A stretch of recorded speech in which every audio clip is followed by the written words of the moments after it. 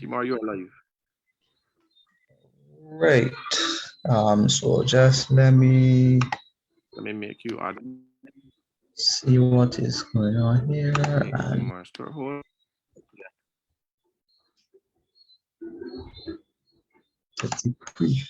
we are live.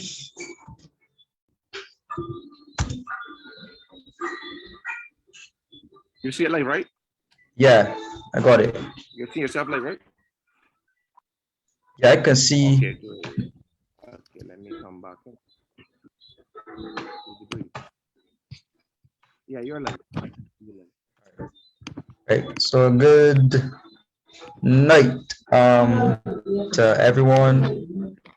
Just give us a second to allow some persons to get in and to correct any other technical issues that we may be having. But this evening promises to be a very interesting show. We have a very interesting guest on the panel. Many of you may know her, some of you may not, but after tonight, definitely you're going to know who Miss Alicia Nichols is and what she has to offer to Barbados. So again, let's just share around the link to respective persons and to allow the discussion to be fruitful. Yeah, so just want to take the time out to encourage everybody to be safe. We are under tropical storm warning, so just encourage persons to be safe. Listen to the authorities as it relates to getting your goods, staying indoors, ensure that your housing is adequate, um, and the like. And yeah, so tonight we hope to keep your company. Um, some very, very interesting points of discussion. So again, we have Miss Alicia Nichols on the panel. She is a trade and development consultant, and we are discussing the G7 tonight, and the decision of the G7 to implement a global corporate tax, a minimum tax on international corporations. So for those persons who may not understand what it is really, and who may not understand what this means for you, tonight will definitely give you that outlook and that information so that you can make informed decisions. I understand how you as a citizen will be affected by the implementation of a global corporate minimum tax. So again, for those persons who may be tuning in the first time, my name is Kemar Stuart. I'm the host of the show. The show is sponsored by Stuart and Perkins Caribbean in association with the DeBrief TV brand. So I will get right into introducing my guest. As her name is Alicia Nichols. She is an international trade consultant based right here in Barbados with over 10 years experience in the trade consulting field. She's also the founder of the Caribbean's leading blog on trade and development policy matters. You can follow that at www.caribbeantradelaw.com. She has a bachelor's in political science, first class honors. She distinction. She has a bachelor's of law and what you would call a FIT diploma in international trade. Maybe she could, let me know what was FIT from the prestigious Ontario, Canada based forum, the international, what is this? The Forum of International Trade for Training.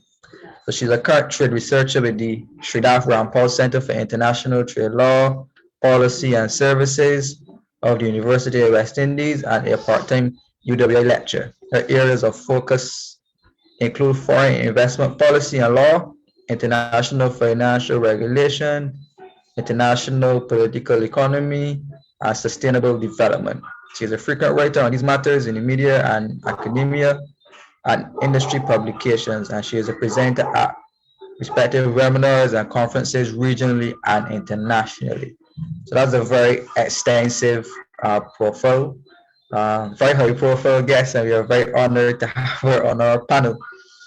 So we'll let her, after such a brilliant introduction, let's let her introduce herself, say a bit about herself and any information that she can share, and then we'll jump right into the discussion. So over to you, Alicia.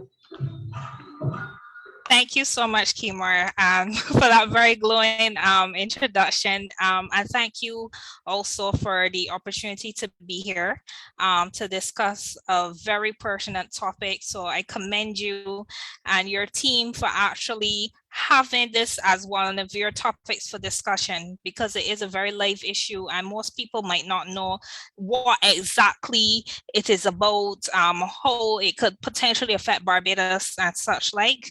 I don't really think I need much more introduction because you did such a good job already. I think what people are probably most interested in is us getting to the meat of the matter.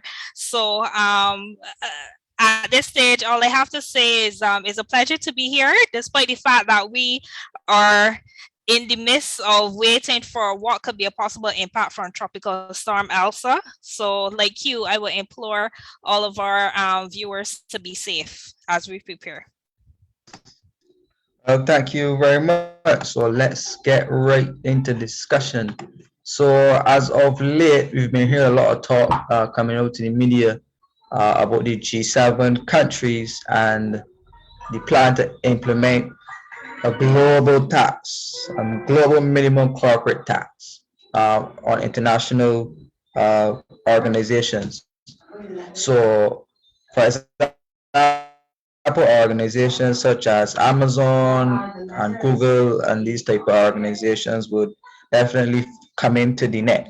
And many of our international business corporations, as you know, Barbados has a very lucrative international business sector, which was responsible for quite a bit of revenue coming into the island. However, that may change with the implementation of the global corporate tax. So what really is the G7? The G7 is basically a group of 7 countries, mainly Canada, France, Germany, Italy, Japan, UK, and the United States. Russia was a part of the G7, which would have made it the G8 at one point. However, it was excluded in 2014 for its, I would say, its quote unquote alleged wrongdoing. China is a big country, but it has never been a part, despite its large economy and having the world's biggest population. Its relatively low level of wealth per person means that China is not really seen as an advanced economy in the way that the other G7 members are. So it was not included within those set of countries. So I don't want to take the spotlight. Alicia, over to you. What really is this big chatter going on with these G7 countries and their plan to implement this corporate tax?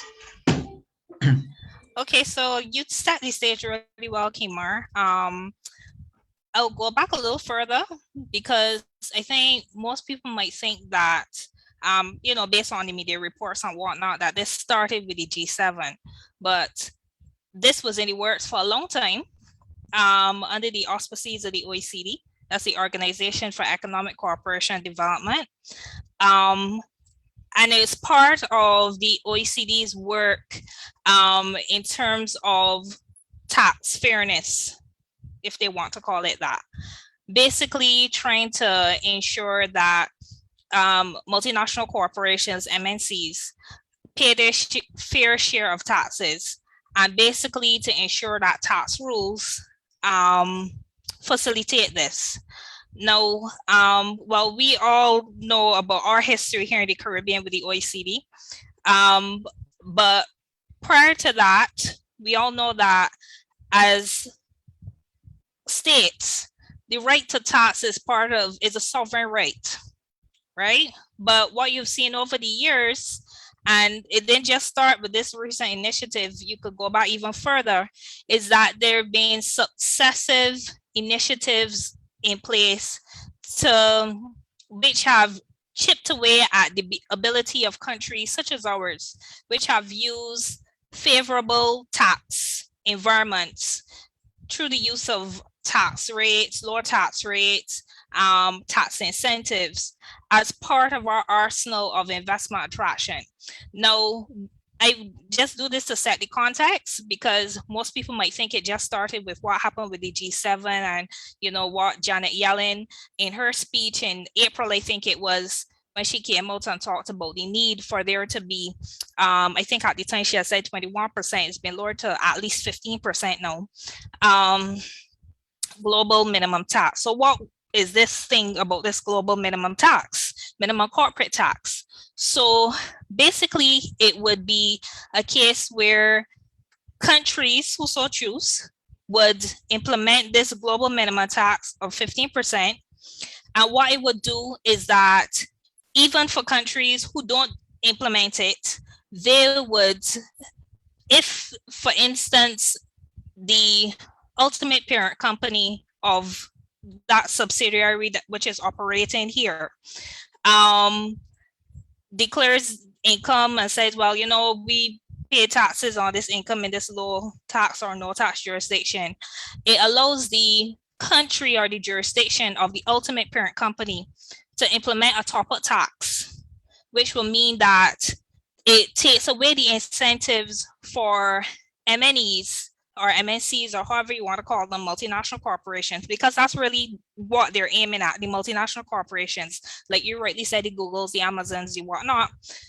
It takes away their incentive to base their operations in low tax or no tax jurisdictions.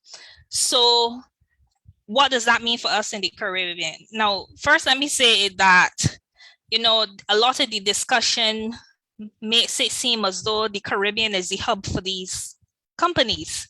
Really and truly, it isn't. So if you look at where a lot of these companies have operations, you're looking at, you know, Ireland, in the case of Europe, Singapore, in the case of Asia, etc. So I'm not saying that those countries are to be blamed by any means, but I'm saying that, as usual, we get caught in the dragnet that is supposed to, you know, target countries where, you know, the MNEs are shifting profits or basing themselves to take advantage of favorable tax rates. Now, one other thing before because I know that, you know, there are other areas that you want to get to. Back in the day, I mean, is vilified? No, but tax competition was seen as a good thing. You know, it was seen as something that was legitimate. Tax avoidance was not, you know, not criminalized, but was not stigmatized that it is. No, tax evasion, yes, because that's illegal. But tax avoidance, whereby a company is able to arrange its affairs in such a way to minimize its tax liability, not evade its tax liability. I'm making sure I break this down for your audience because some people might not know the difference.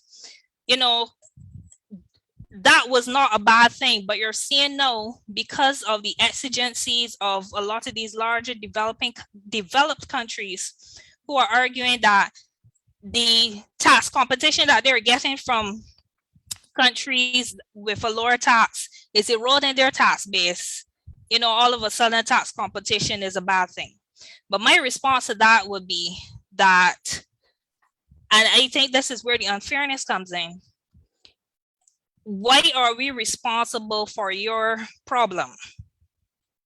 You know, that would be like Barbados saying, look, you know what?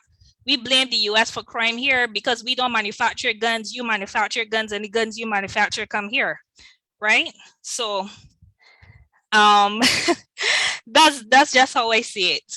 But Kemar, I hand over to you because I know you probably have other questions. Yeah, that's fair. Well, I can say something that's pretty controversial. Sure. The fact that I realize that most of these G7 countries were countries who were colonizers. So I'm thinking that, you know, yeah, we no longer practice slavery, but we still hang on to some remnants of slavery in the sense that these countries have their particular regimes, and if you look at the majority of the countries that they blacklist and target are mostly black countries that have, their own regimes and the like. And I call it economic racism. When you seven countries, because as far as I understand, we're supposed to be signature to UN treaties, not G7 treaties. So I don't understand how a set of seven countries could meet and decide what's best for the entire world, right? I don't think that that is proper or appropriate. I think that any decisions coming out for global economic movement should be done at the level of the UN, where all countries could come in and vote and XYZ and XYZ. But some of these same countries still do not um, maintain their or keep their word when it comes to some UN treaties.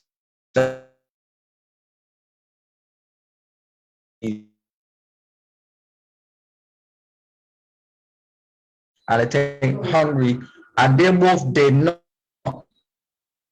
sign on, because I think it was 100 and some countries that signed on to the plan, the G7 plan, but within the to the G7 plan, You mean the OECD inclusive right? framework? The So same, there's yes. clearly some, right. So we can clearly see that there's some design as it relates to the implementation of the tax. So my question now is, I keep in Barbados,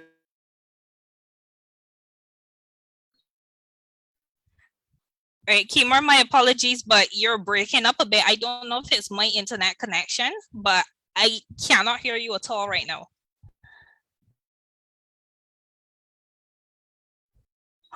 you can hear me? No? Yes, now I can hear you, but I Can you didn't hear me hear now? you. Yes, please, but I couldn't hear you before.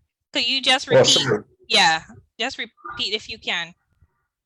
All right. Well, I can just ask the question that I want to ask. Yeah, that's fine. Barbados, That's fine. Mhm. Barbados made some changes to its legislation after its international business sector, which would have dismantled some of the old institutions that we had, or what you would call it IBC, and brought them onshore, which I am assuming would have they're now being measured within our domestic space. So how now, we saw Barbados bringing down their tax rate to a certain point. So how now do we get out of that situation, or do we have to carry back up the tax rate, and how that is going to affect our local economy? But that's an excellent question, and that's something that's occupying the minds of some of our brightest persons. I know that this issue is being discussed at the highest levels because, as you rightly said, because of the whole issue of ring fencing, where they were saying that we were ring fencing our domestic economy from the international business sector, because of the fact that IBCs, as you rightly say, international business companies, paid much lower taxes than the regular business companies. What Barbados decided to do, had to do, was to dismantle that regime. And then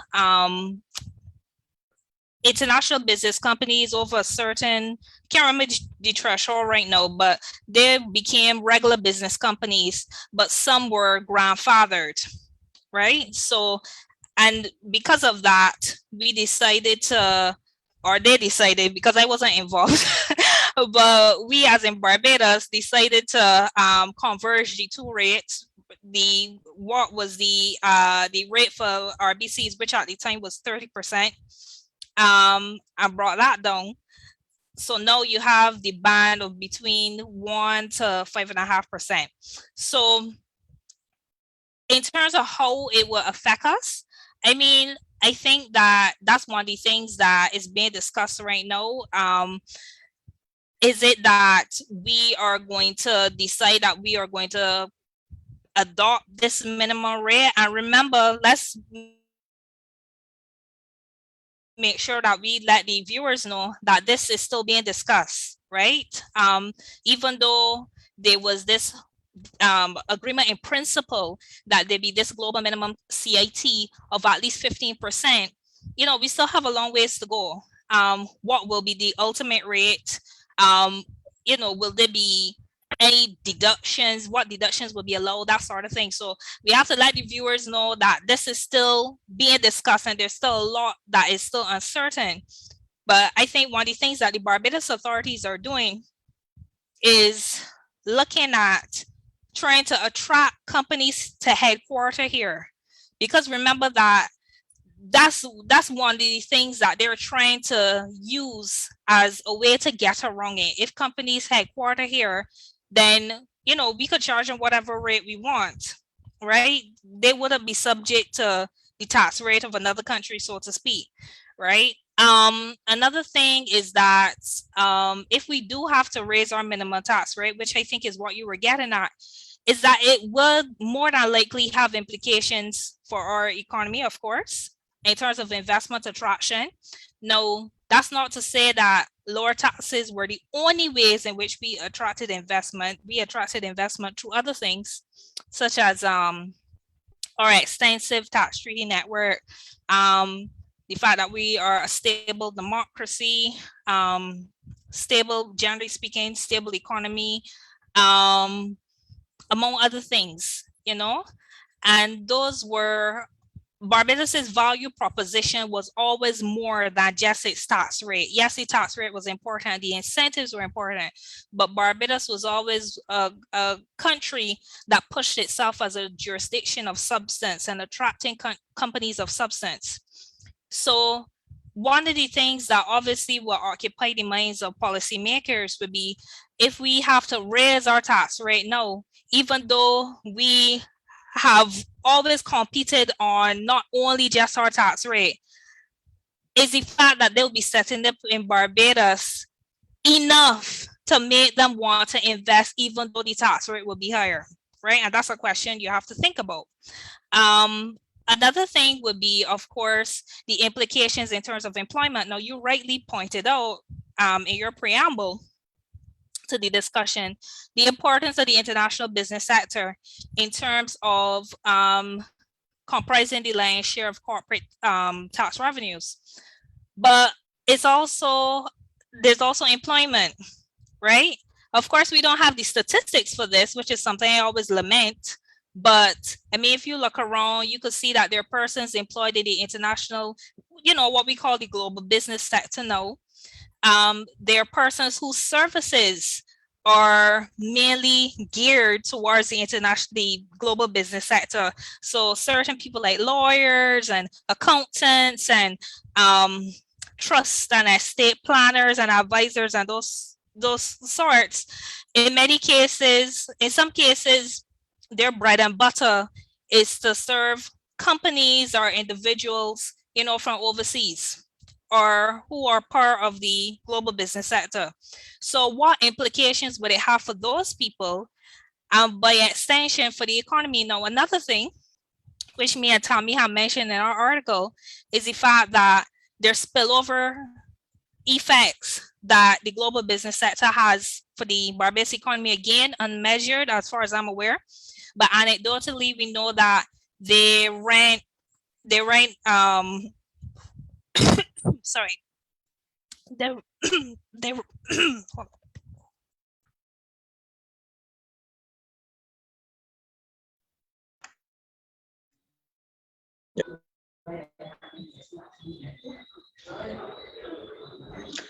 So in the meantime, as Alicia think, what is important here is that the international business sector, how we constructed our international business sector is now basically under threat. So we usually attracted companies like international banks, international insurance companies. We have some international multinational corporations like Lime, Digicel, and couple of like. So how when you place increased taxation on these companies is that going to affect Barbados, especially in a situation where Sorry about the economy is that. not doing so well? And that's fine, that's fine. So in a situation where the economy is not doing so well, and then we have to increase at basically like a basically like a 10 to 12% increase in taxation on a sector that has its issues and had its issues for a while. On the show, the previous show with Lynette Eastman, we would have raised the point that Barbados had what we call a exempt surplus arrangement with Canada. That simply means that any surplus money that you would have made, you could have repatriated that money back to Canada tax free. However, Canada extended that benefit across the Caribbean, and you have countries like St. Lucia that pay close to 0% or actually 0% in tax. So a lot of our business basically left us. At least $300 million worth of business left us one time when it happened. And then over a couple of years, we started to lose significant amounts of revenue from the international business sector to that occurrence. So I am thinking that this move has implications for us, and I honestly believe that whenever we make the changes, that they're going to come up with something else to say that we are not compliant. So my thinking, I honestly believe that countries who have an interest in this area or who will be affected in it, they need to come together and go to the respective organizations to try to argue and represent themselves as to why these initiatives are actually harmful to our economies because we suffer. But this is the price that you have to pay when you want to participate in the international arena. So in situations where you don't make the rules, you don't own the playing field, you don't own the balls, you don't pay the referee, you kind of have to go along with what these countries do, and they kind of strong arm you into participating. So let's just say you as a country decide not to comply, then you get blacklisted and sanctioned, and then that puts further pressure. I'm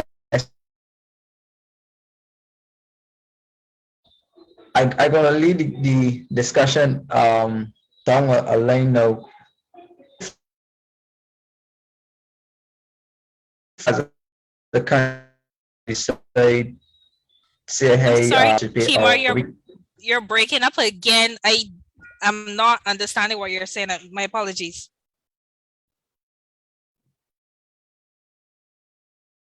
that can you hear me fine now? Yes.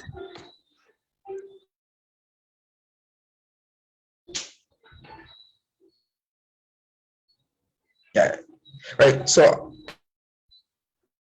Okay, what you could probably do is to type the question to me because you're breaking up for me. I don't know if it's probably my internet connection, and with the storm coming, yeah,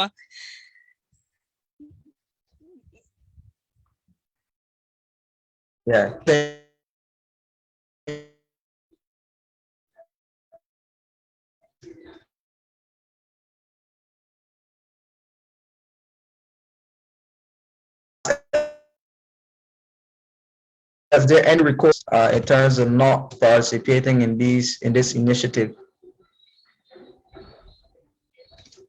the last thing I heard you say was any recourse against participating in this initiative. What was the question?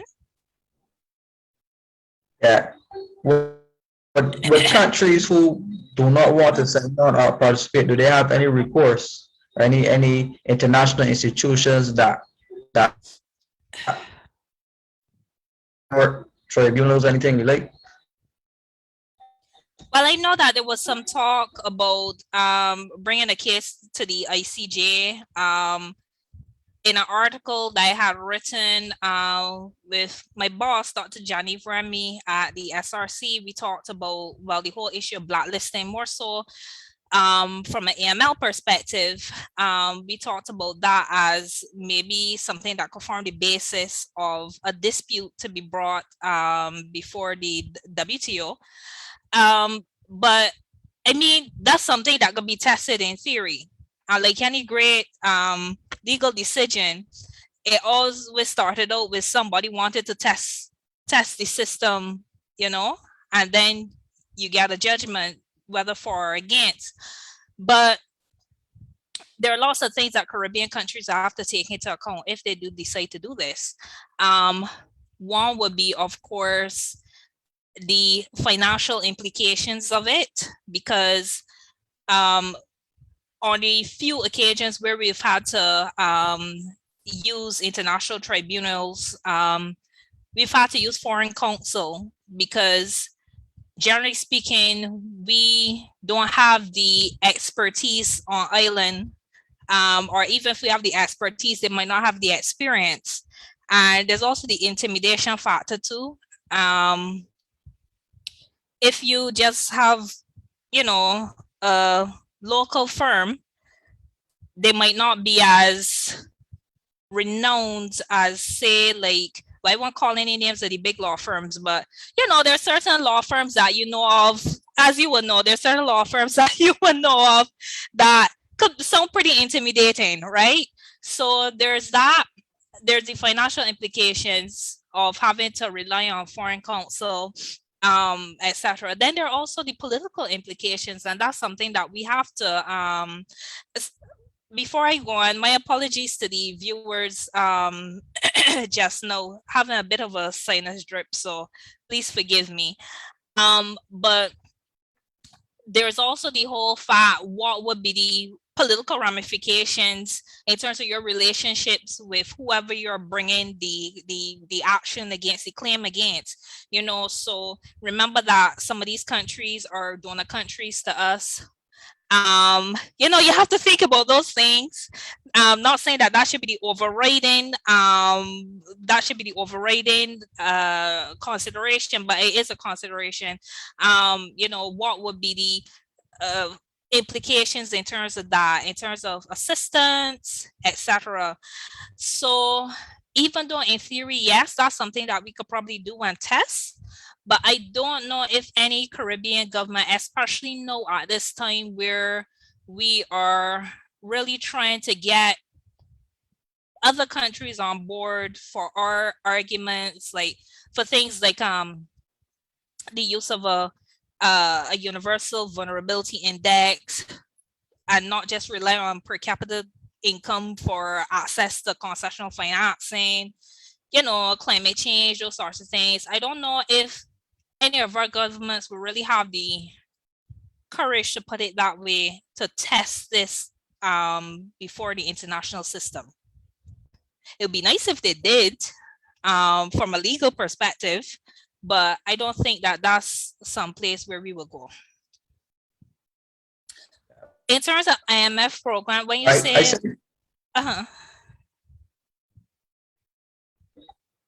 conflict with IMF, because we are in IMF program, and I don't know how, because from an economy perspective, when you raise taxation, it says that when you raise it, companies leave and you collect less tax. So I think Barbados lowered tax with the intention of collecting more.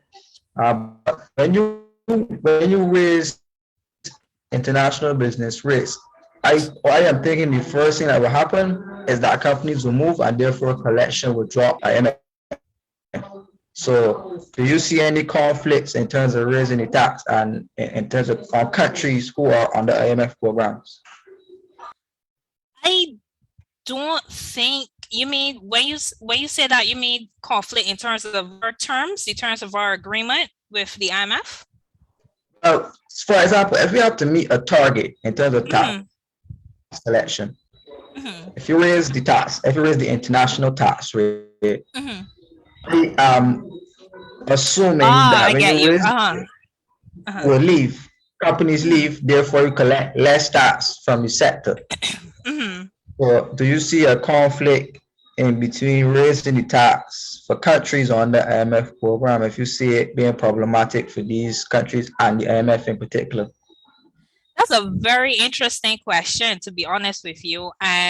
But I think because, well, certainly in the case of Barbados, we have such a close ongoing relationship with the IMF. I think that more than likely, our governments would discuss any move to such a effect with the IMF. And as you know, the IMF is on board with this global minimum tax. So I think that they will probably discuss with the IMF and run these scenarios. Okay, if we increase the CIT to X amount, and we are assuming that the minimum is 15%. Of course, it could be higher because I saw in a news report a couple days ago Argentina saying it should be higher. I don't know if you saw that, but they were saying that it should be higher. So we don't know, but I think that um, it's a good question. But I think given the close relationship that our authorities seem to have with the IMF, that any attempt to, if we decide that's in our interest to actually move our rate back up, that this would be something that would be worked through with the IMF authorities. Fair point. I honestly, I don't know how I feel about the move as yet. In terms of a high rate, low rate, I think that lowering the rate constantly is simply to the fact that we lose, and this is me speaking about foreign investment now, where we would bring hotels to Barbados. But then we offer the hotels direct concessions for 25, 30 years without collecting any type of taxation at all. So if it is that this move would kind of stop governments from entering into those type of arrangements where you basically give away tax dollars for concessions, I am for it if it stops that. But I'm not sure if I. My problem is that I do not think that bigger countries should be overreaching smaller countries in terms of its sovereignty. You could recommend, but I should not be mandated as a sovereign country to accept an arrangement, tax, legal, political, or otherwise, which would hamper my uh, uh, economy. So I this is where CARICOM is important for me, in the sense that when it comes to Barbados, you will get trampled. When it comes to Jamaica, individual and not any individual country, you will get trampled. But if it is that we had CARICOM as a block, allowing the international players to understand, maybe support from other neighboring countries, then they could understand that this is not really about your host country, but this is really about sovereignty. So in order for you to control a company that is domiciled in your country, you would go and meet, and then you want to tell a country all across the other side of the globe, hey, a company that is registered in my home country is ripping me off, so you need to change your tax rates. No, I So mean, Kimar, you just, why not oh, just sorry, go ahead. right? I was just saying, why not just deal with the country from a legislative perspective in your hometown as opposed to trying to break people's sovereignty? But that's exactly it. But they're going to argue that, look, if we, because that's one of the things that Tammy and I have argued in our article. Look, I mean, or was it in the piece I did for IFC review? I can't remember. But anyway, one of the pieces that I did on this whole issue was the fact that, look, deal with your own domestic tax code. I mean, it's your domestic tax code that is allowing companies to evade taxes and incentivizing them to evade taxes. Now, you see, why they are taking the extra jurisdictional approach, which as we know is not new. I mean, if you want to go as far back as Shipwriter, if you want to look at as recently as FATCA back in 2014, etc., there's always been this need by certain countries, certain powerful countries, to extend extra jurisdictionality to their things. So the EU, with regard to AML, data protection, etc. Right? So this whole notion of extra jurisdictionality is not new, as we both know. But the reason why they do it, and why the US in particular now under this current administration, because the Trump administration was having none of it. As we know, it's the Biden administration, and that's another discussion. But it was the Biden administration that's really pushing for this. Is that they're saying, look, if we change our code to make it to disincentivize companies from moving overseas or what have you to lower tax jurisdictions, then that's going to hurt us if other countries don't do the same thing. So they're saying, look, you know what? I have to ensure that when I do my tax code, that you don't undercut me. And that's really it. When Janet Yellen was talking about the race to the bottom and whatnot, the whole aim of this is to ensure that countries don't, quote unquote, undercut each other. Now, I just find this so interesting because for people that talk about free market orthodoxy and all these sorts of things, they don't like competition once competition is not in their favor.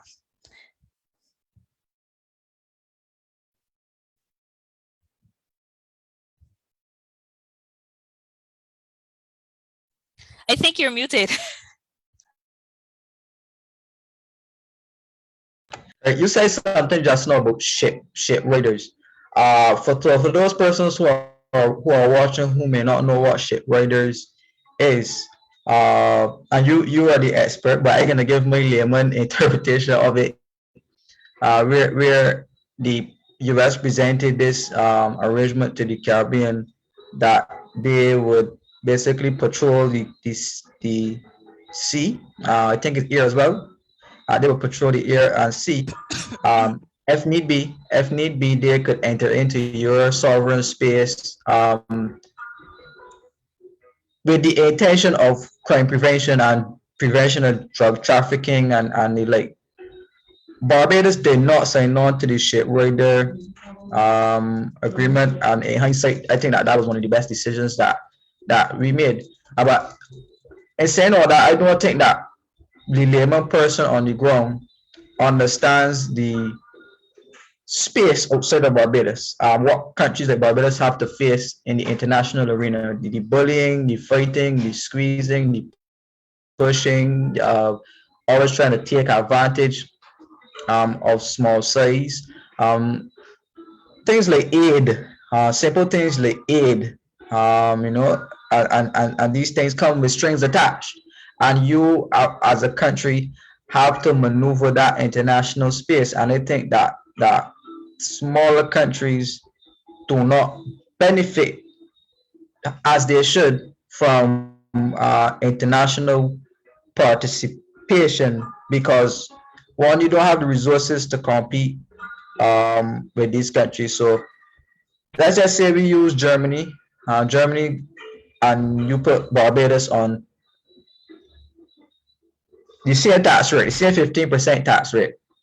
No, look at the difference. Germany is a massive country compared to Barbados. It has way more resources, has more connectivity, it has way more everything, and asking us to compete on the same level as Germany while paying the same amount of money to participate is going to hamper this country. So we don't make any money really outside of tourism, the international business sector, and majority of the money that we earn comes from taxation.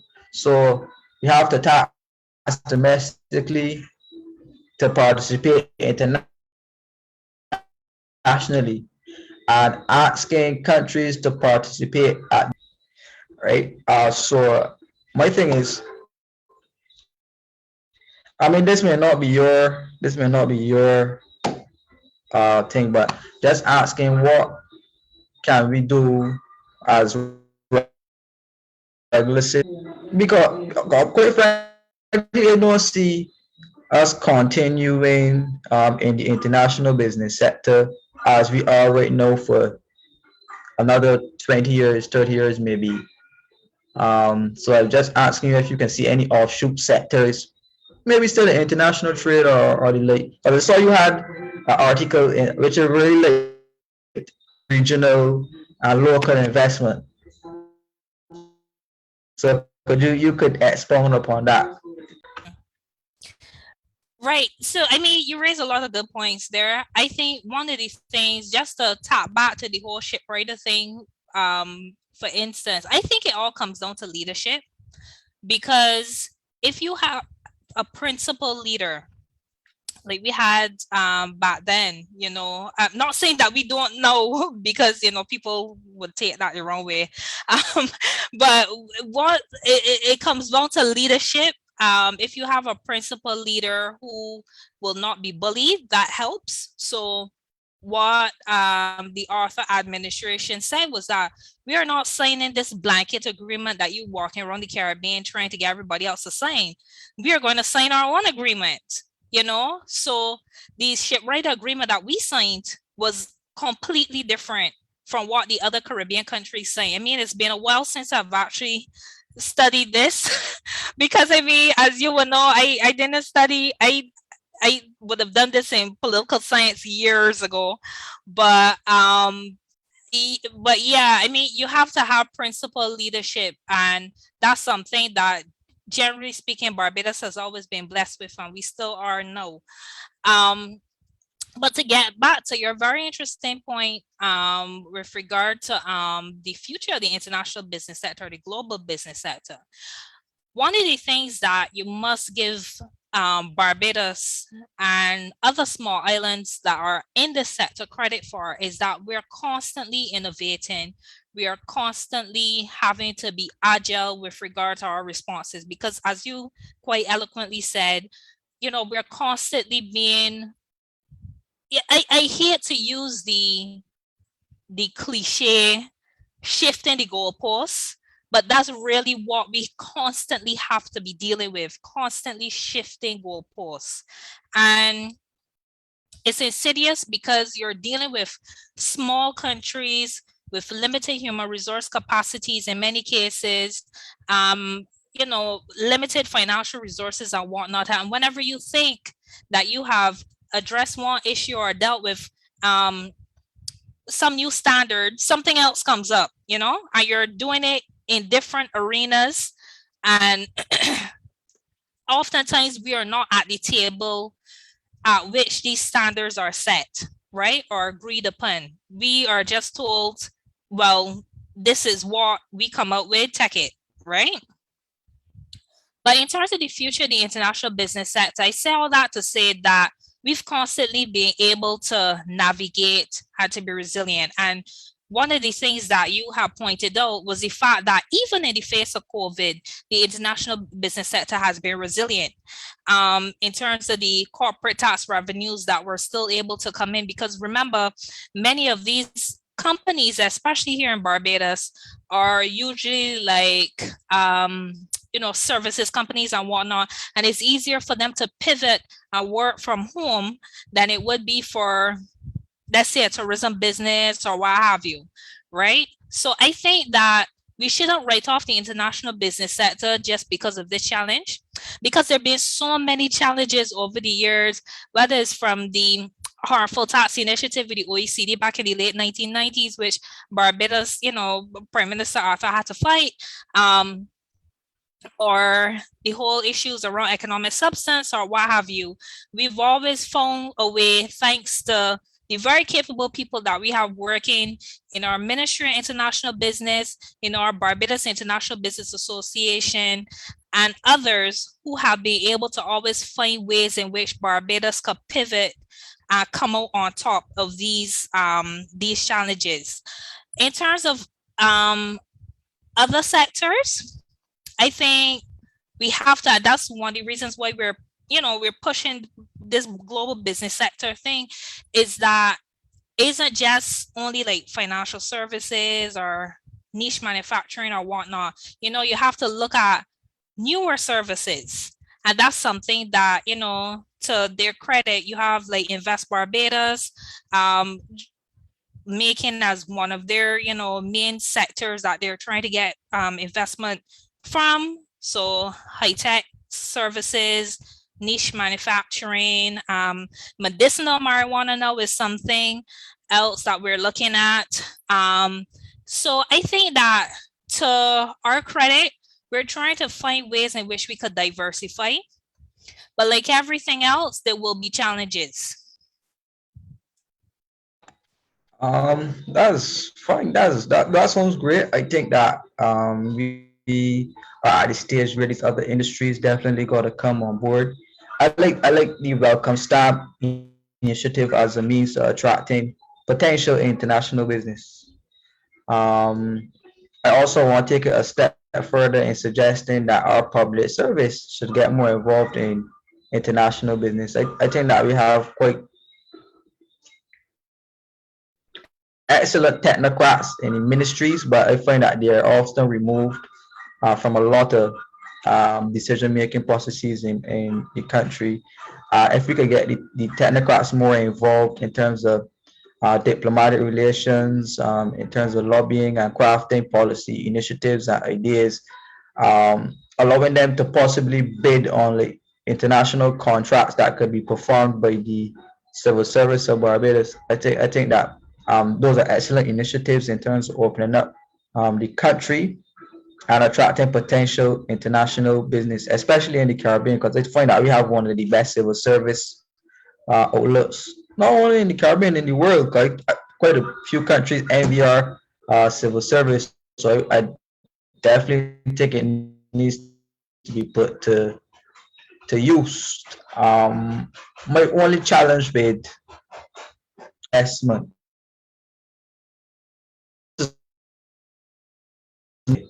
but this is Oh dear, you're breaking up again, problem Kemar. I'm sorry. whereas most, oh gosh, it's fine now. Yeah, now it's a bit better. But you know how it is with the Yeah, weather system approaching, we're lucky that we can still have a yeah, conversation. Yeah. Which I'm enjoying very much, by the way. correct. Thank you very much. We're gonna make the best of it. It's going quite fine. We're gonna try to get through it. Hope the viewers are enjoying the conversation. I saw a couple of persons in the comment, Wayne and John, the regulars. Don't forget to send your questions. Don't forget to share the link with anybody else you think that may want to come on and ask their questions. And so, but yeah, I was saying that I don't particularly like some of the structures of our investment deals. Open the country,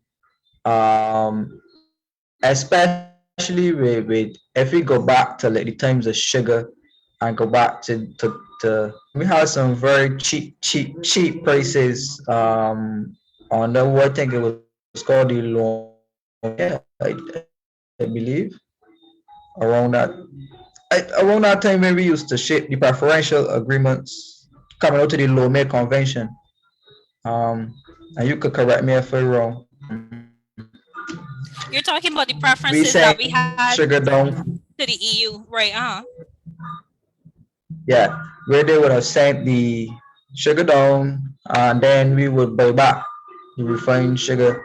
That only benefited us in the sense that it gave us some jobs, but when we checked the back end, majority of the money was funneling out of Barbados. US dollars was funneling out of Barbados. But entrepreneurial development in terms of productivity and keeping productivity local and keeping for our currency generation local, we usually give up that benefit. So like I said, my challenge really with the construct of these foreign arrangements is that the foreign exchange leaves the country to tax the citizens to make back the money. So in the future of foreign arrangements, I would like to see more benefits for the country, not only in terms of a job, but entrepreneurial opportunity. Looking for, because we produce quite a few degreed people in this side of the Caribbean, but we still lose them to the bigger countries in the form of brain drain. So keeping these educated persons in the region, and particularly in Barbados, um, I think there needs to be entrepreneurial directly in the structure of foreign investment deals and even regional investment deals. So I don't know if Okay, Kimar, you were breaking up a little bit, but I think I got yeah, the gist of what you were saying, and you hit on, as usual, some very good points. In terms of entrepreneurship, I mean, that's what brilliant young people like you are for. You know, you're an entrepreneur, you're doing your thing. What the government has to do, and it's trying to do, um, is to create the enabling framework to allow a Kemar Stuart to build his business. If he needs to get certain permits or whatnot, he could do so within a timely manner. I doesn't have to, you know, use back channels in order to get, you know, things done in a timely manner. In terms of the issue of brain drain, you are right, and that's something that concerns me, but not really so much from how the authorities are concerned. I'm concerned with the fact that a lot of young people don't feel as though they have a future in Barbados. Now, one of the reasons why is because a lot of people don't feel as though the system is meritorious. A lot of people don't like the fact that in order to get certain jobs, you know, you got to know, you know, somebody who is influential. Let's face it, right? So, and it cheats the country because in some cases, you get people who are not necessarily the most qualified in some of these jobs. And this is not to knock any civil servant or anything, because, you know, people sometimes take things a bit personally. This isn't to knock them. They're very hardworking people in the civil service, as we rightly discussed. But then there are also instances which we know where people are you know, get jobs or whatnot because of who they know. And because of that lack of a meritorious system in some cases, it leaves a lot of young people jaded, right? Even those who want to start a business, sometimes they don't get the most welcoming reception if they go to like certain financial institutions, or if they approach certain certain agencies or whatnot. They don't feel as though they're given the hearing that they would like, right? So I think that if Barbados wants to retain its talent, there needs to be a more meritorious system for hiring. And I don't mean just in the public sector, but also in the private sector in some cases, to ensure that you get the best of the best, right? Um, you need to ensure that the mechanisms that are there to assist young entrepreneurs like yourself, that people actually know about them. In too many cases, there are certain like certain funds or certain grants and stuff that you don't know about unless you know somebody, or unless you know to ask a question. But not everyone knows that, right? Not everyone would have studied finance like a Kemar Stuart. You get what I'm saying? So exactly. So I think that there needs to be a lot more transparency in some cases with regard to what assistance is available, what help is there out there, and then also in terms of ensuring that there's that enabling framework to allow persons who want to start a business, who want to become entrepreneurs, to be able to access financing, which is something we know is a big problem, to be able to get the training that they might need. Again, there's that there, but sometimes you might not know what's available. So in order to to know like what are the sort of steps they have to go through and those sorts of things. Again, a lot of this is stuff that you could learn by through SBA, Small Business Association, BIDC, etc. But sometimes you might have to know to ask those questions or reach out to those agencies. You wouldn't know just like that. And I think it goes back to the educational system too. I know we going on to a different topic, but this is a very interesting area. You know, one of the things that, sorry, go ahead.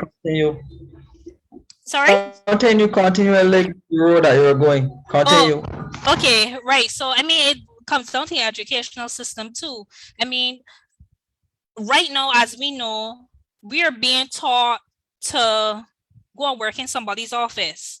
So practical skills like how to use QuickBooks, or how to, you know, like start a business and those sort of things. I mean, certainly when I was going to school, I won't tell you how long ago that was. When I was going to school, that wasn't something that you were taught. You get what I mean? Those are things that I would have learned because of my parents, or I would have learned as, you know, as I grew up. But these are things that back then, I don't know what the situation is now, but these are things that we have to equip our young people with, so that they can know, look, you know what, there's nothing wrong with me saying I don't want to go and work in somebody's office. I want to be a hairdresser. I mean, you know, on my own salon and that sort of thing. I want to be a nail tech. These are things that people tend to, you know, dismiss. But I could tell you that there got a lot of nail techs out there that are doing real good. so yeah. I want to agree with you, especially on the point of the nail techs. I feel like so get in the business too. But I definitely want to and say that on my entrepreneurial journey, I get persons saying, "Oh, Kemar, you get a job yet? You're working yet? Nobody call you for a job yet? How you could be doing the business? How could you be involved in the business doing this? Where you ever work that give you qualification and experience to see the things that you say?" And sometimes I have to look at these people like, you know, really look at it real strange, because this is the type of innovation that the country needs. Yeah, right? This is the type of innovation that the country needs. And just the other day, I had to raise a point to a gentleman who was again questioning my credibility of getting involved in business. That, hey, buddy, if Bill Gates call you right now, drop out everything and go and leave my work for him. So I keep encouraging young people that, and you don't have to finish, you don't even have to finish, but once you are in university in an area of study, there are opportunities for you to enter into entrepreneurship from within your field of study. While I was at university, I did a program called the Student Entrepreneurial Empowerment and Development called SEED with Ayana Young Marshall, and that was one of the best programs that I ever did. At the end of the program, you got to present your business plan to a banking institution, and they funded the best idea out of all. And I think that was quite innovative. I believe that at this point that we need to have more ideas like that to create the innovation. So right now, I think we need to be looking in the sense of what we call spark cities, using persons like yourself, myself, and other persons coming up in areas where we, obviously being domiciled in Barbados, could perform services for any country in the globe. So you made the point about the BIDC and the other programs that are available. I myself would like to know, other people out there, other professionals would like to know, so that we could become certified in the respective areas, so that we could bid on some of the contracts in the European Reconstruction Bank, and so we could get involved with the Latin American Bank, and these respective institutions, because I think that that's the where the world will go in terms of work because nobody hardly got any jobs available. So if we and I just think that this is a mentality thing.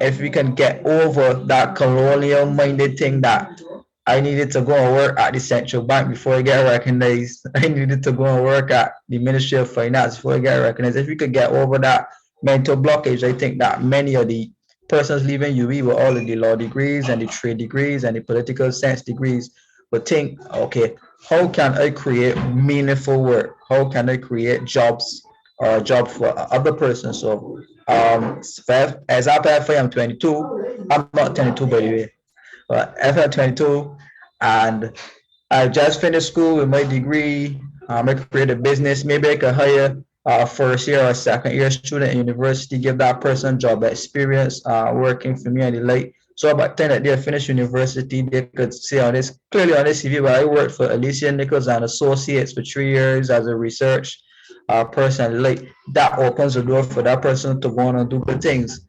So I just think that that's the way we need to look.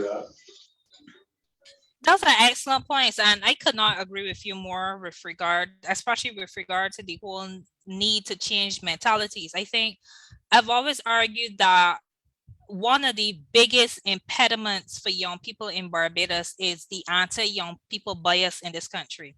I mean, we're talking real now. I think that there's a mentality that, you know, if you speak out about things or if you are too confident, you know, you're a Johnny come lately, you know who you feel you are, you're uppity, you know, you hear certain catchphrases, etc. So I think that we need to have a more welcoming disposition, a more tolerant disposition to young people who want to chase their dreams, who want to air their views, because that's another thing. How dare you as a young person express your views on what's happening in this country? I mean, there's a young man who I really admire. I don't know if it's politically correct for me to call his name, but you know, and if you listen to certain like certain calling programs or whatnot, you know, some people praise him, but then other people vilify him with the same thing of Johnny come lately, who are you, whatnot. And I always argue that you need young people to be engaged. You need young people to want to care about the country so much that they want to express their views, right? That they want to express their opinions and their ideas and what they proffer as solutions to what they see as problems facing the country. Because, and that's one of the things that I think is missing in many cases, that, you know, you don't really see as much activism by young people as you would like. Yes, there are there, of course, like yourself and others. But I think that sometimes because of the level of vilification that you get sometimes, a lot of young people don't want to speak out, or you're branded as being of one political persuasion or what have you, when really and truly you just want to express your views on what's going on in the country. Another thing is that I think that you touched on a really excellent point when you talked about exporting, because we have the mentality that, you know, you go and work for somebody, or if you become an entrepreneur, you just selling chicken and chips by the side of the road. Nothing wrong with that. Well, I'm vegetarian, but I mean, you know, nothing wrong with that. But there's more to it than that. I mean, you know, you as an entrepreneur, if you haven't done so already, could be exporting. And when you think about it, many of us already do through our consulting services. You know, we consult for, in many cases, most of us consult for people overseas rather than here, because people overseas more so respect our work than here, let's face it.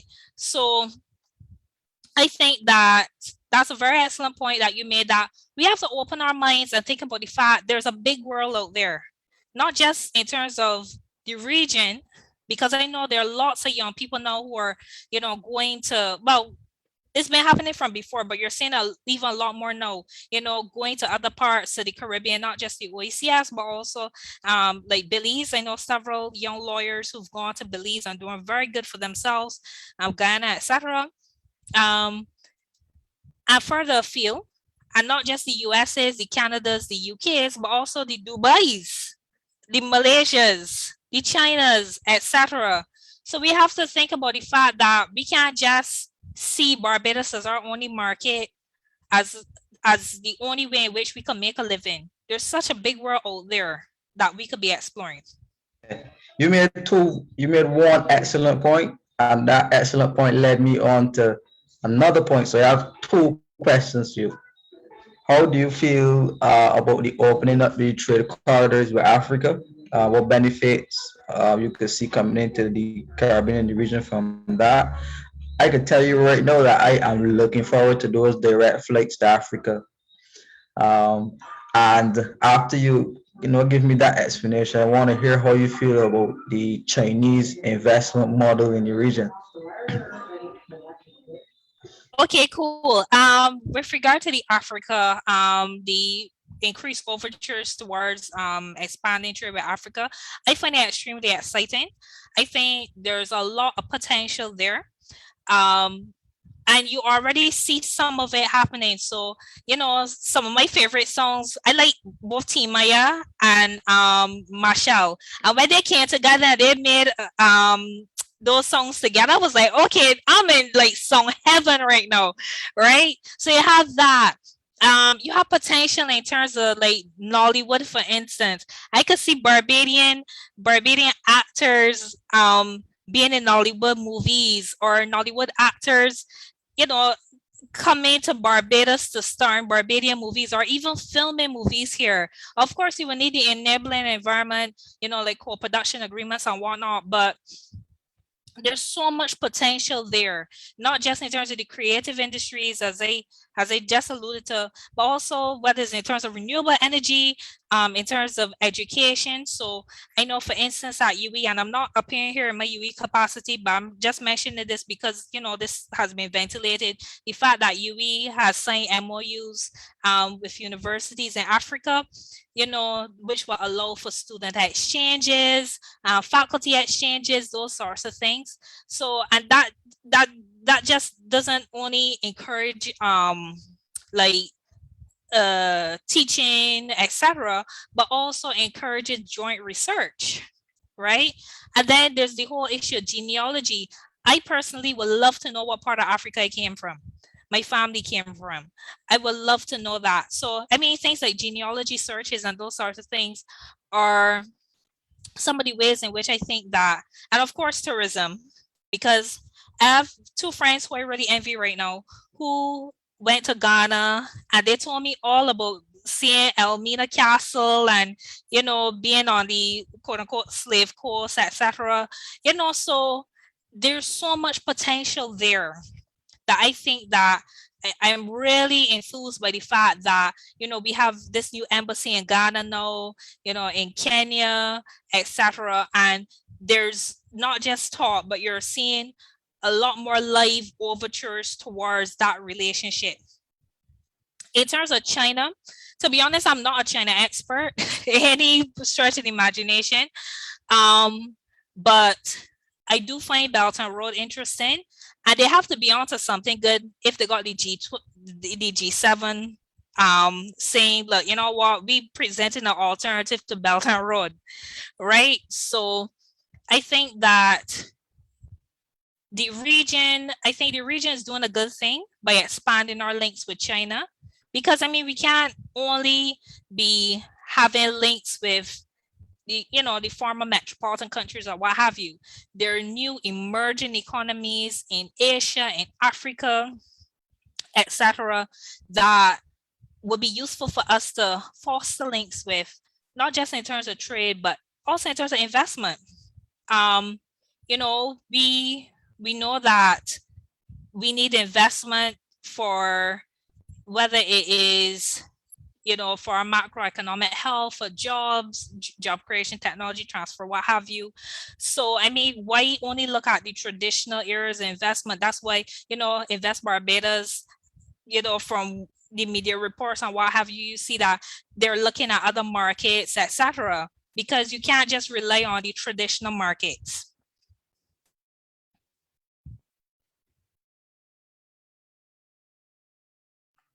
Yeah. Africa. I am, so this I definitely looking forward to Africa. I think quite a bit of few Barbadians are looking forward to the African experience as well. I think that we those I am not a very traveled person, right? So I definitely want to experience Africa and what Africa has to offer. I think that Africa has great potential for investment. I think that our education system, if we had to migrate over to Africa, we could be a great benefit to build those economies because they have massive opportunities in terms of land, space, resources. So yeah, quite a few of us could head that direction. And I personally know someone who was the head of one of the Republic banks over in Ghana, and I would recommend whenever the plan or whenever it comes on stream that government, and if not government, some entrepreneur like yourself would take on the responsibility to market those opportunities into the space so that persons become aware that these things are available and how they could take advantage of the opportunities. China, uh, I think that China gets a bad rap from the public, sometimes unnecessary, because I always tell persons, would you rather borrow from China or would you rather borrow from the IMF? And nobody could answer me, or so money is money at the end of the day. But I always encourage persons not to look at other countries or not to look at other people, but look at your leaders, look at your country. Do you have responsible leadership to know that there are certain arrangements that you just do not enter into with other countries or institutions? If you don't have that, that's where the problem lies. So as it relates to working with China, I definitely think that there's great room for Barbados to work with China, especially since we have signed on to the Belt and Road Initiative. We might as well take advantage of the opportunity in the early. Um, in finance, they usually have a couple of things: get in early, ride the wave, and scoop out just before you crash. So I would like Barbados to get in early in terms of opportunity, positioning itself well in the Belt and Road Initiative because that is the direction that the world is going. So I don't want us to be behind the eight ball as we always are as it relates to these opportunities. Um, and so once you have the responsible leadership to know that there's a limit to how much diplomacy you engage in, I am quite fine.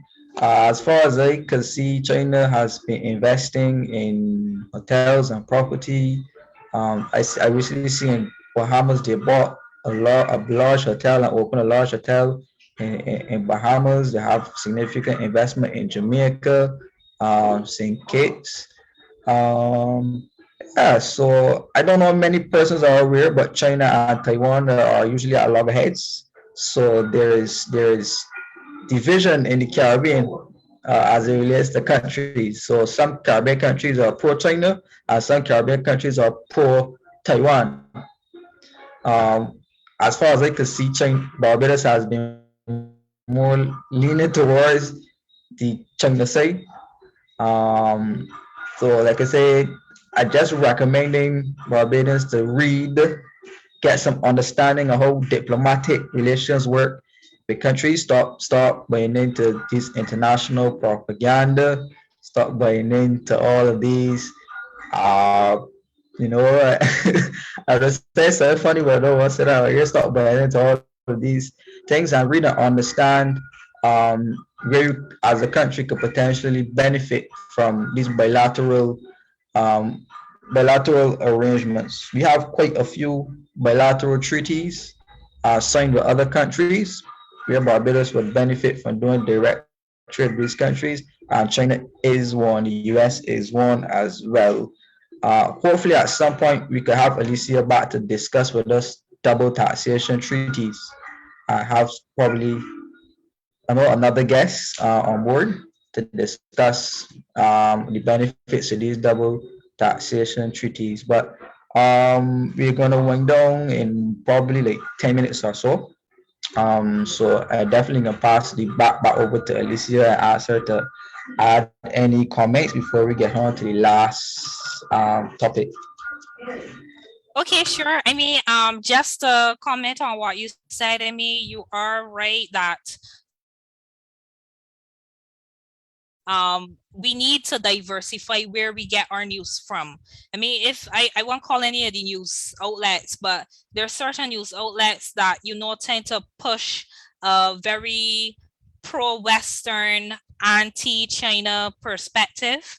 I'm not saying that everything China does is good, but not everything that the Western countries do are good. I mean, people often point to some of the issues that have happened in terms of Chinese investment, you know, environmental issues, labor issues and whatnot. But you've had those sorts of issues with investment coming from Western countries in terms of very, very poor pay, you know, the sweatshops and whatnot. So I agree with you that you're imploring the audience to not buy into propaganda and to read widely on the issues. So I know that we only have 9 more minutes, so I'm happy to transition to your final topic.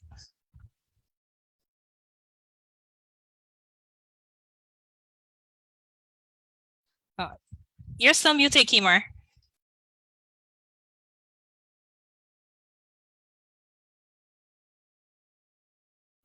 Yeah, right. So just say want to encourage persons to take out the opportunities. There are quite a bit opportunities available from countries that have embassies in Barbados.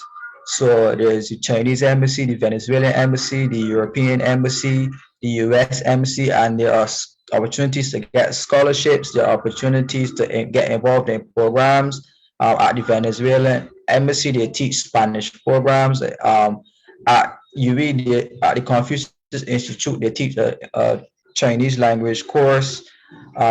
So I just encouraging persons to think investment in self. I understand that Barbados is not the world and that there are massive opportunities open for us, but it's just access to this information.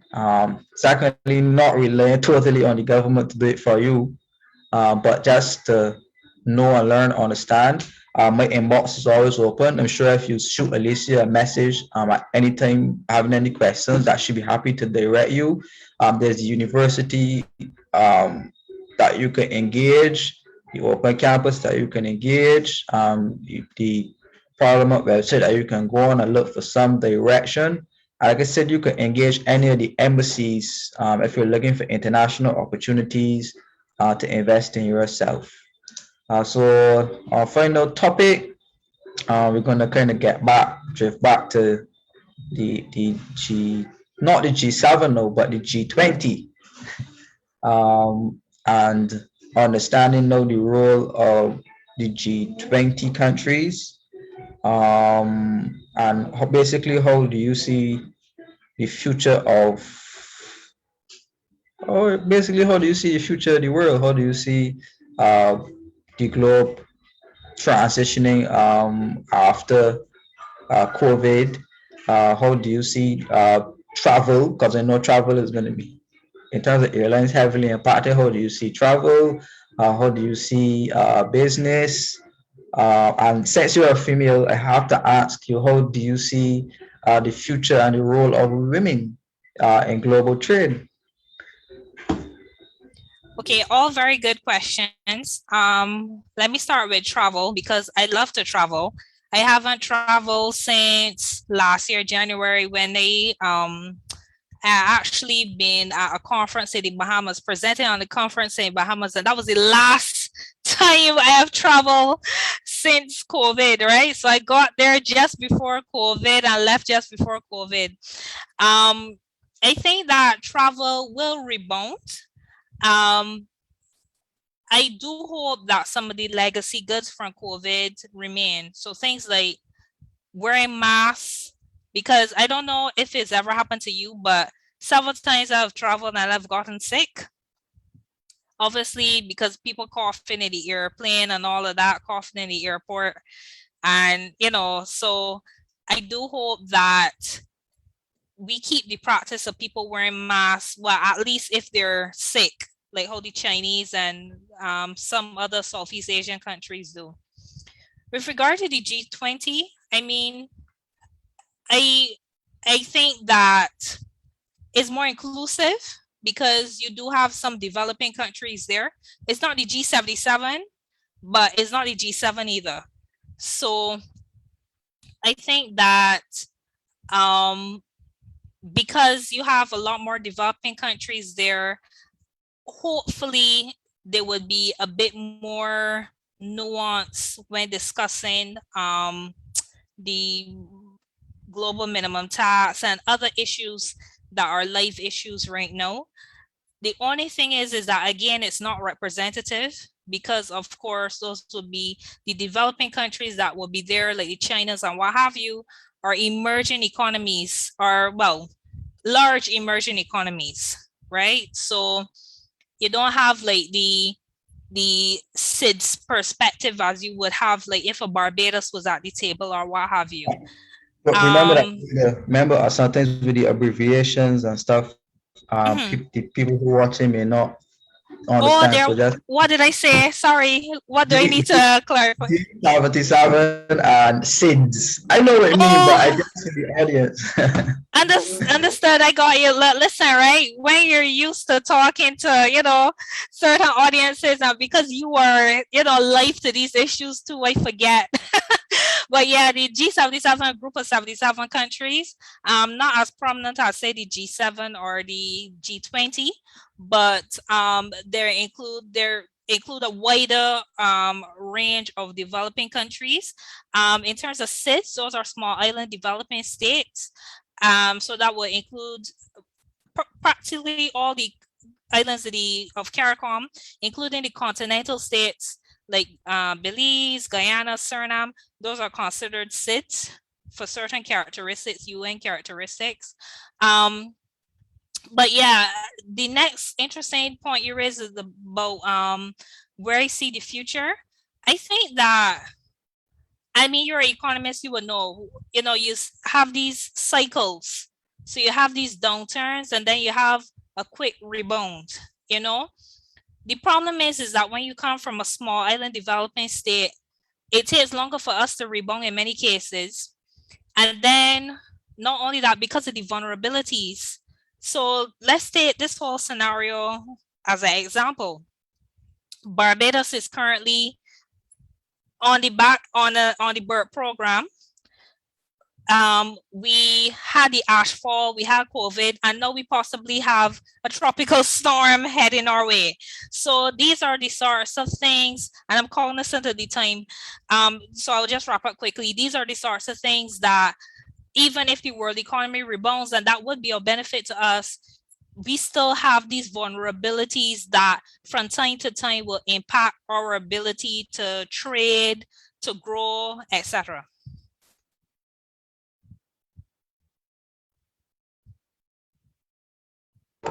Yeah, thank you very much. I must say that was my last, but something came to mind before we go.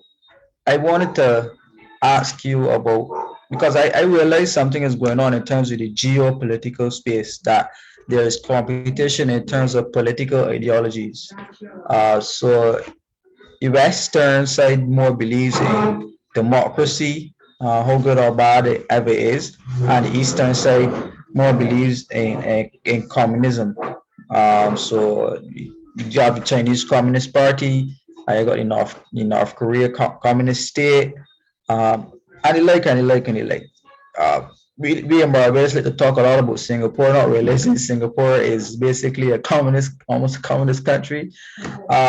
So, as a trade specialist and a person specializing in political science, the two political systems,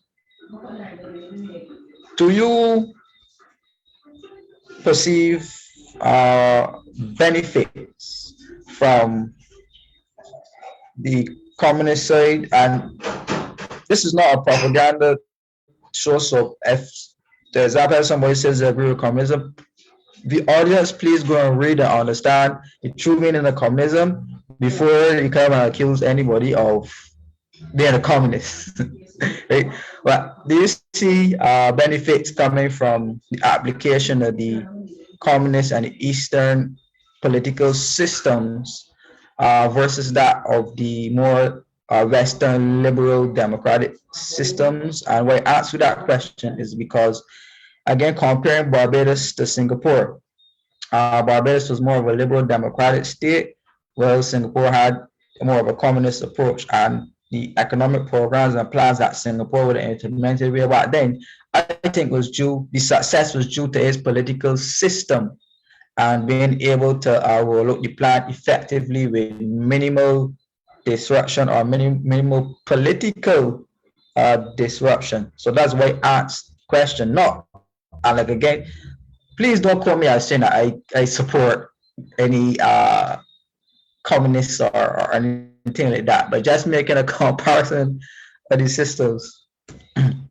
No, that's a good question. And I mean, I look forward to the day when communism is not seen as a bad word. Because the truth is that regardless of what political system you have, there is no purely capitalist system. There is no purely communist system. Even well, there I have not done political science, and so I'm trying to remember the Chinese term for it, but they was socialism with Chinese characteristics. I think that's what they called it. Going back to my days of studying socialist political theory, even China, which is seen as, the last bastions of communism after the fall of the USSR, is not a communist system. They have a very capitalist system in terms of their economy, but in terms of their political system, of course, is more communist, as you want to call it. But really and truly, there's no pure communist or no pure capitalist system, because I mean, people always talk about Eastern countries as embracing communism, but really and truly, there are aspects of, and they call it communism, but really what they're talking about is socialism. There are aspects of socialism in all of our systems here in Barbados, in the US to a lesser extent, and certainly in the Scandinavian countries where there is greater state involvement in private activity, right? There are much more extensive social programs. And really and truly, I am always amazed at how people decry socialism or communism when you think about the fact that those countries which lean more towards the socialist side of things have high qualities of life. They have very high qualities of life. I mean, when you look at quality of life indices and whatnot, you always see the same usual suspects, the Finlands, the Swedens, the Norways, etc. So I think that there are benefits to both systems, and I think the best approach would be a mix of them. Now, turning to the Singapore myth, as you know, I am so tired about hearing policymakers talk about the Singapore model, because they make it seem as though an economic system exists on its own and culture doesn't have a part in it. Because the things that could be done in Singapore, you can't do in Barbados, right? Singaporean culture, as you know, is a lot more differential to the state, etc. There are certain things that they could do that if you try to do in Barbados, Bajans would be up in arms, right? If you could believe that. So I think that whenever I hear people talk about the Singapore model, I just go, ugh, because one, I mean, and I have the greatest respect for Lee Kuan Yew. I mean, his book was amazing, but I think that they were able to do it because they were able to use a level of authoritarianism which would not have necessarily flown here in the Caribbean. We do have some authoritarianism traits in our governments, as we know, and that's a subject for another discussion, hopefully one of these days. But you cannot divorce the Singaporean economic model from the political system and the cultural realities in which it took place. Agreed. I'm going to agree with you 100%. Just like I said, and answering her the question was to get her to expound upon the connections between political stability and economic stability. We usually come up with ideas which are grand, which are solid, which could help the country, but for the fact that you have to be concerned about political cycles and the disruption to these plans, countries don't really benefit as they should.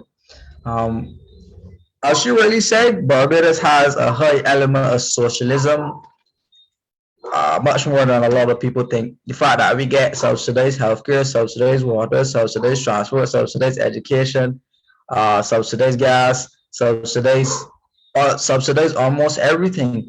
That is socialism and communism. But the fact that we have a political system that allows for democracy and allows for votes makes us a social democratic state. In participating on the world stage, believe it or not, there are countries that are lobbying to get you as an ally that will encourage you to erode and remove some of your democratic rights to ensure that your economy can survive in its longevity. Believe it or not, the IMF is one of those type institutions, not accusing anybody, but they're one of those types of institutions that would encourage you to look at your political system to ensure that the impacts on your economic system are feasible. So just some pointers and tips for persons that who want to go and read and research these facts and not political soundbites, but facts. And as Alicia said, you can hear people talk Singapore, but try to divorce the issue that it was a authoritarian state and you can't quite compare it. So thank you very much, Lisa. This was actually in my top rated programs. I actually enjoyed this discussion quite a bit. I mean, I would go on. Likewise, I know, right? You feel as though you could talk all night. Yeah. It was very good. We're definitely going to have you back at some point to discuss some other topics, but I think the discussion was very fruitful tonight. I learned quite a lot myself from you, and I think that the audience did learned a bit as well. So we had Wanda Parison, Wayne Dredd, John City, David Waldron, Marion Griffith, Heather Stewart. Thank you guys for tuning in. Alicia was excellent tonight. Y'all didn't send any questions, but that's okay. We had a blast. They don't normally send questions because I was looking forward to some questions. Yeah, they do send questions, but okay. Wow. For some reason we didn't get any questions coming through tonight, but that's quite fine. So over to you. You can have the last word. Okay, well, I just want to tell you, Kemar, it was indeed a pleasure. I really enjoyed it. Not just the fact that we were able to speak about an issue as live as the proposal for the global minimum tax, but we were able to pivot to some other more political economy issues, geopolitical issues that are also live issues. And I do hope that the audience at least enjoy the discussion.